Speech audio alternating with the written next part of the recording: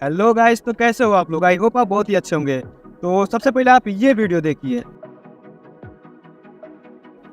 तो वीडियो तो आपने देख ही लिया होगा कि आज के वीडियो में क्या रहने वाला है। तो चलिए मैं आपको बता दूं कि ये वीडियो कैसे शूट होगा। तो उससे पहले आप मेरे चैनल पर नए हैं तो प्लीज़ इस चैनल को कर लीजिए सब्सक्राइब और साथ में बेल आइकन प्रेस कर लीजिए ताकि मेरी आने वाली वीडियो की नोटिफिकेशन आपके पास तुरंत पहुंचे।